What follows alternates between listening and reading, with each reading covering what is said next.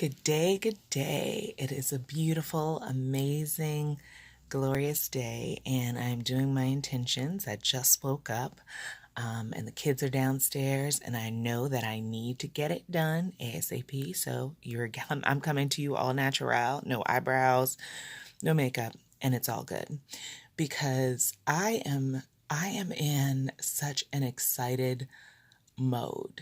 I'm currently writing a new book. And it's hard to even describe what it is. However, the best way that I can is insights that I have received and that I understand that can help us live better. Not just me live better and you live better, but us as a collective, as the world live better. There are rules that we have been living and working by that do not align with who I am and do not align with why we were created. And the more that we can shed a light on how those rules have, lies that have been operating as laws, how they have been operating and how we've been using them and abusing them and thereby abusing others, we can make a conscious decision to change, transform, and transmute all that we have been living in into something much, much more glorious, much more beneficial for all of us and not just some of us. And so I'm thankful for the creativity of God today. I'm thankful for the presence that is and always was and always will be. And I'm thankful for divine creativity, for divine insight, and for divine knowledge that is being imparted. I will continue to walk in love and understanding to others, even in situations and circumstances that are hard, even when it seems that I have someone who is coming up against me. If God be for me, who could be against me? I'm going to live in that knowledge. Oftentimes we have something that we have obtained as knowledge, but we do not operate in that understanding. And so really what it is a thought. It is a thought because it's something we think, but we have not acted on.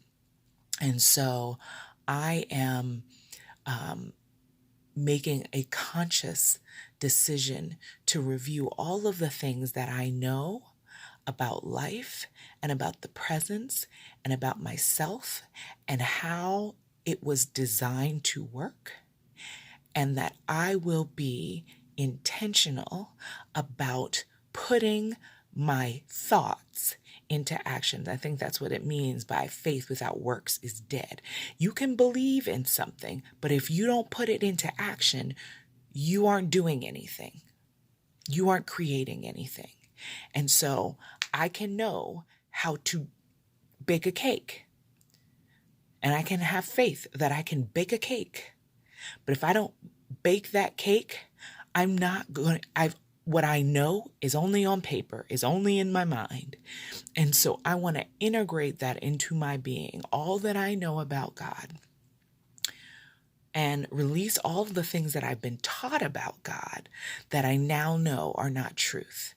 And so I am being intentional about walking in unconditional love that God has towards us, agape, that the presence has towards us, that the presence that created us knows and loves us no matter what we do, what we've done, and what we will do. In fact, all of those things were known before our creation, and the ways have been made to work those things for our good. And so we can be thankful in all things, in all circumstances, in all situations. I can be thankful. I can be grateful that all things are going for my good, that all of my needs are met, that there is not a circumstance or situation that I have entered into that was not known by me and by the presence before I even stepped foot on this planet. And that the reason why I'm here is not for this small-minded life of going to work, having a family, raising a family, although these are wonderful things.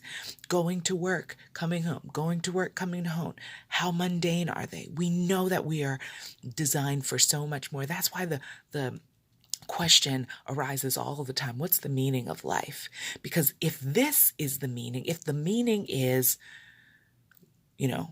being a baby and raised by your parents, going to school, going to college, getting a job, work, retire, die, then that is meaningless. But there's so much more to life, but we are not reaching our full potential because we are distracted by all the things that we should do. And we are not doing the things we were meant to do. Thank you, Reverend Dr. Michael Beckwith, for that sermon, because it touched my heart.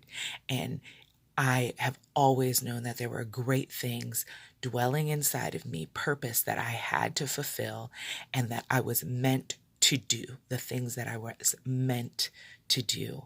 And so I can do all the things that I need to do, but I need to focus on what I was meant to do and not let that meant to be pass me by because I am afraid, or I am unwilling, or I am doubtful, or I am fearful, or I am angry. I'm not going to allow those emotions, those lower level egoic self emotions, control my outcome.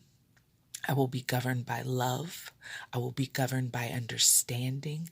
I will be governed by acceptance. I will be governed by truth. I will be governed by enlightenment. I will be governed by joy and peace and creativity and beauty. And that is my intention today. Amen. Ashe. Love you all.